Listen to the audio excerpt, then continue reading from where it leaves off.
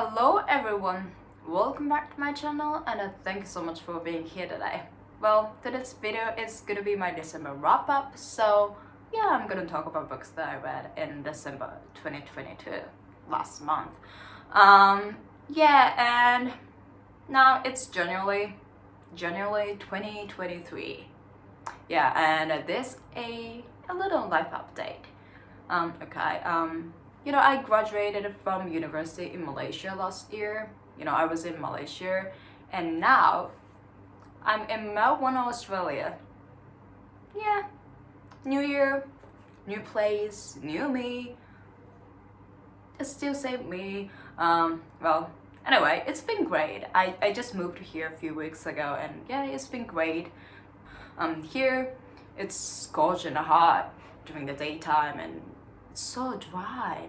But it's cool. It's kind of cold in the morning, so it's just a little weird. But yeah, I'll get used to it. So in Melbourne, there's actually a lot of lovely independent bookstores. So I'm hoping that I can make a videos of me going book shopping, book hauling at those lovely bookstores. That would be nice. That would be great. Yeah, right. I'm still stuck in summer. I miss fall. I miss winter. Yeah. Well, anyway, let's talk about the books that I read in December 2022. Okay, so the first book that I read in December 22 was They Never Learn by Layne Fargo. I freaking enjoyed this book so much. I really loved it. It was fun. It was so exciting reading this book, and it's a mystery, a thriller kind of book. And in this book, we are following Scarlett Clark, who is an English professor and serial killer. She is a badass serial killer. Yeah. And it's such a page turner. So like once you started it, like you cannot put it down. Like you cannot put down the book. You just have to keep reading it. You know what I mean? So Scarlett Clark is an exceptional English professor, but she is even better at getting away with murder. Every year, she searches for the worst man at a government university and plots his well-deserved demise. Thanks to her meticulous planning, she is avoided drawing attention to herself. But as she is preparing for her biggest kill yet, the school starts probing into the growing body count on campus. Determined to keep her enemies close, Scarlett insinuates herself into the investigation and charms the woman in charge, Dr. Minnie Pierce. Everything is going according to her master plan until she loses control with her latest victim, putting her secret life at risk of exposure. Meanwhile, Gorman student Carly Schiller is just trying to survive her freshman year. Finally free of her emotionally abusive father, all Carly wanted to focus on studies and fade into the background. Her new roommate has other ideas. Alison Hadley is cool and confident, everything Carly wishes she could be, and the two girls quickly form an intense friendship. So when Alison is sexually assaulted at a party, Carly becomes obsessed with making the attacker pay and turning her fantasies about revenge into a reality. Yeah. Okay, so as I said, I freaking enjoyed this book so much. And Scarlett Clark, she is such a brilliant badass. I really enjoyed reading about her. It was so fun, it was so exciting, and she is crazy. Of course she is. She is a serial killer. But she is so cool too, Yeah. And this book screams I Did Something Bad by Taylor Swift. It literally gives off like, they say I did something bad, the words feel so good vibes, like it's amazing. I really loved it. Okay, so the next one is Open Water by Alison. So I've been wanting to read this book for quite some time, and I finally read it last year, and I'm so glad that I did. Yeah, this is a short story. It's pretty short, you know. Yeah, 166 pages. Yeah. Well, in this book, we are following two Black British people. One, he is a photographer, and the other, she is a dancer. So both are artists, and they fall in love. Seems like they're meant to be together, but still they're torn apart by fear and violence towards Black people there. And I think it's a heartbreakingly beautiful story about love and about being vulnerable with people you love. You know, it's not easy, like, you know, being vulnerable with other people, especially someone you love. Like showing your weakness, like your everything to other people, it's not easy, it's hard. And at this book, it's not like it makes you ugly cry, but it definitely weighs heavily on your heart. Okay, so the next one is The Hating Game. Yes, I freaking love this book so much. This is one of my favorite books of all time, and I need to read this book at least once a year, maybe twice a year, because I love this so much. Yeah, and I did what I need to do, you know?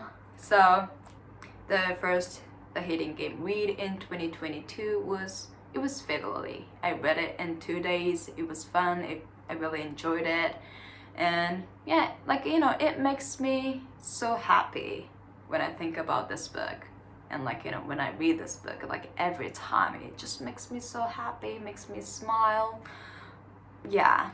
And then the second time was December. So yeah, it was fun. I really enjoyed it. Like, it was great. I freaking love this book so much. Okay, so the next one is Animal Farm by George Orwell. Well, I've never read George Orwell before, so this was my first time. And yeah, I think everyone knows of him. You know, like everyone has heard of his name, his works, especially if you love reading. And yeah, it was the same. Like I've heard of like Animal Farm, 1984, and yeah. And I finally read Animal Farm, and I'm now reading 1984 now. Not now, like I read 40% of it, and I kind of stopped because like I got some other books that I want to read first. But I definitely gonna finish this soon. And so Animal Farm. All animals are equal, but some animals are more equal than others. A farm is taken over by its overworked, mistreated animals. With flaming idealism and selling slogans, they set out to create a paradise of progress, justice, and equality. Thus, the stage is set for one of the most telling satiric fables ever penned.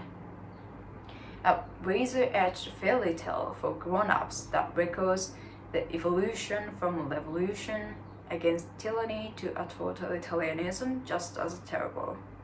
Totalitarianism. Yeah. Well, I thought it's very compelling satire, and Animal Farm. It sounds like a children's book. You know what I mean? Like it's like animal and farm. You know, but it's actually a satire, and it was actually weirdly, oddly terrifying. It's just terrifying story. Yeah. And I'm so excited to finish 1984. Yeah. We'll see. Okay, so the last book that I'm gonna talk about in this video is Kiss Her Once For Me by Alison Cochrun. Well, I really love this book so much. It's a sweet Christmas romance book, and I was seeing this cover like everywhere, like especially on Instagram, and like everyone was saying this book is so good, like it's so nice, like it's so Christmassy, and yeah, so I decided to read this book for Christmas, and it was so great. It was amazing. So in this book, we are following Ellie, a bisexual, demisexual woman who lives in Portland, Oregon, the United States. Well, but she's not from Portland. She actually moved to Portland because she got a job there, and she met someone on Christmas Eve that year. And it's really amazing. It's really nice because they met at a bookstore. It's amazing, isn't it? It's amazing. Well, and in this book there are a lot of representations of Portland, like Paula's Bookstore, Voodoo Donut, Twilight Met, Fred Meyer, and like streets and bridges. Yeah, it's really amazing, and I love Portland.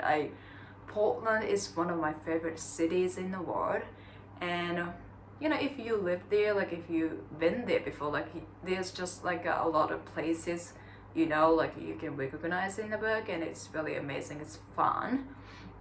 Yeah, like because like I was like, oh my gosh, I know this place, I've been there before, you know what I mean. Yeah, anyway, the story is basically about fake marriage. So as I said, Ellie just moved to Portland because she got a job there, but actually she lost her job, and she's now working at a coffee shop in Portland, and she got financial problems and she really needs money, so she kind of agreed to get fake married with the landlord of the coffee shop she's working for. Bad. Here's the interesting point. Her fake fiance's little sister is the person she met at a bookstore the previous year. This plot twist kind of things, it's really new to me, and yeah, I really enjoyed that. Yeah. This is not spoiler, by the way, okay? You can find this information like everywhere, okay? So yeah, and we cannot forget about Taylor Swift references in this book. Like, you have no idea how many Taylor Swift references you can find throughout the book. Like, it's just crazy. So yeah, if you are Swiftie, if you love Taylor Swift, and if you love Christmas, this book is for you. Like, you're definitely gonna love this book. Okay, so this is pretty much it. Yeah, I read 5 books in December 2022, and it was pretty great. It was great reading month, and yeah. Well, anyway, thank you so much for watching, and I hope you like this video, and hope to see you in the next one soon. Bye!